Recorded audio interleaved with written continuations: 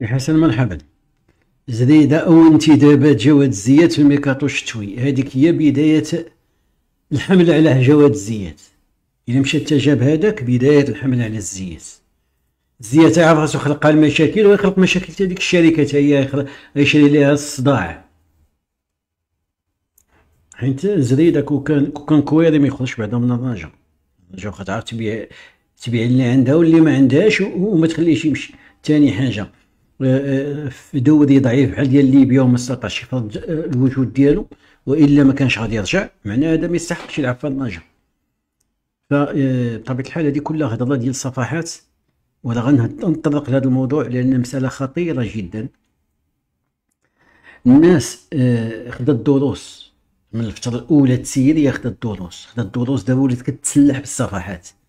عرفوا شنو هما الاخطاء اللي داروا في الاول؟ في الاول ما كانوش جاردين عندهم الصفحات، كانوا كيخدموا بوحدهم، وقعت عليهم حمله، دونك خداو دروس. ودابا راه كينشروا في الصفحات وكيتصلوا بالصفحات وكيطلقوا الصفحات انها تلقى اخبار. يعني ما كاين والو.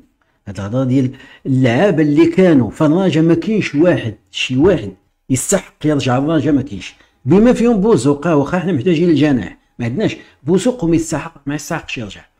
علاش؟ لانه اللي خرج وبدلك في الوقيته ديال الازمه وانت محتاج وبدلك بالفلوس، راه ما يستحقش يجي يلعب.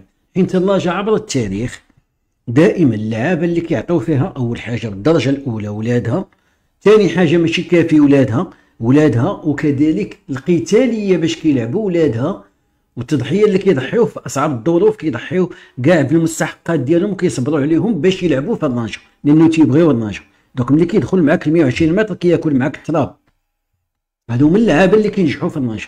اما اللي بانت ليه 1000 فرانك تاع ليبيا ومشى كيجري، اش غتسنى منه انت؟ اش غتسنى منه؟ ماشي هو كاع اللي هما مشاو كاع. شي انا ارى علاش انا كنت ضد المكعازي.